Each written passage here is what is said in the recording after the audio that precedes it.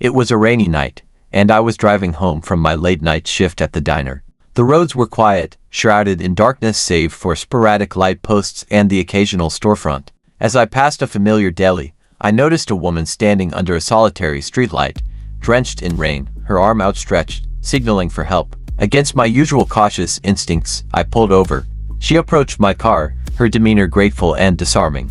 Despite her appearance wet, possibly homeless, missing a few teeth, she seemed harmless. I offered her a ride, and she gladly accepted, saying she only needed to go up the road to town. We chatted briefly as we drove, her smile unwavering despite the discomfort of the situation. We stopped at a gas station, and I offered to get her something. She declined, and when I returned, she was gone. Confusion and relief battled within me as I resumed my journey home. That night, plagued by thoughts of the mysterious woman, I struggled to sleep. Melatonin usually ensured a restful night, but not this time. Strange noises stirred outside my bedroom, easily dismissed as sounds from the upstairs tenant. Yet, when I awoke suddenly, my room was dark, and I sensed a presence. Groggy and disoriented, I reached for water and froze. In the corner, a figure crouched, unseen moments ago. My mind raced, questioning my sanity. I made noises, slapped myself, and the figure stood and silently left. No footsteps followed, no doors creaked. It was as if nothing had happened.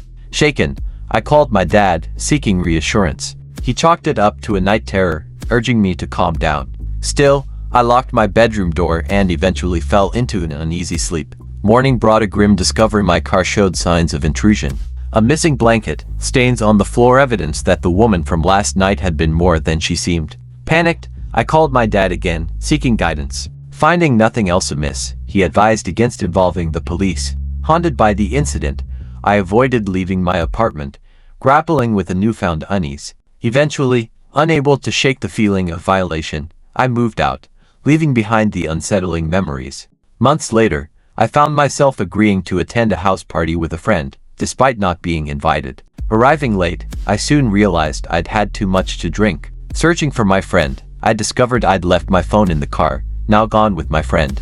Inebriated and stranded, I contemplated walking home in the cold, deserted streets. Frustration mingled with fear as passing cars ignored my attempts to hitchhike. Relief flooded me when a gray truck finally stopped. Grateful and desperate, I accepted the ride without considering the consequences. The driver seemed kind at first, but as we neared my destination, his demeanor darkened. His remarks grew sinister, his touch invasive. Panic gripped me when he veered away from my house, claiming a different route. Fear escalated when he stopped and expressed unsettling intentions. Before he could act, flashing lights and a police siren shattered the tension. Salvation arrived in the form of law enforcement, interrupting a potential disaster.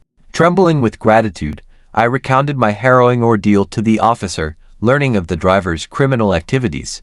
Though no crime had been committed against me, the incident left an indelible mark. It taught me the dangers of recklessness and the importance of vigilance. From that night onward, I vowed to stay mindful and responsible in all situations. As a college student at a party school, I often indulged in heavy drinking, living life to its fullest, or so I thought. One fateful night, after a raucous fraternity party, I woke disoriented and abandoned on a desolate roadside. My possessions gone, my memory hazy. Navigating a strange road in the pre-dawn hours, panic set in as I realized I was alone and vulnerable. Stranded without a phone, I relied on the kindness of a passing stranger to find my way back to safety. The ordeal left me shaken, reevaluating my choices and the risks of excess. Years later, in a foreign country, I found myself hitchhiking again, this time in France. What started as a routine ride turned sinister as the driver revealed a chilling collection of passports, each belonging to a deceased woman. Fear gripped me as we veered off the main road into a dark, foreboding forest. Silence descended, broken only by the driver's unnerving mutterings. As tension mounted, I contemplated my escape, my instincts screaming danger. The moment of truth arrived when the car slowed, my hand poised on the door handle, ready to flee into the unknown.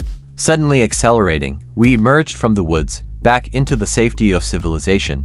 The driver's offer of hospitality chilled me further, suspicion outweighing gratitude. I declined, opting for survival over politeness, haunted by what could have transpired in those sinister woods. Reflecting on these encounters, I realized the fragility of safety, the thin line between trust and peril. Each experience taught me invaluable lessons about resilience, caution, and the inherent risks of navigating life's uncertainties. In recounting these tales, I hope to impart the importance of awareness, preparedness, and trusting one's instincts. Life's journey is unpredictable, fraught with challenges and choices that shape our paths. May these stories serve as cautionary tales and reminders to tread carefully, especially in the darkest of moments.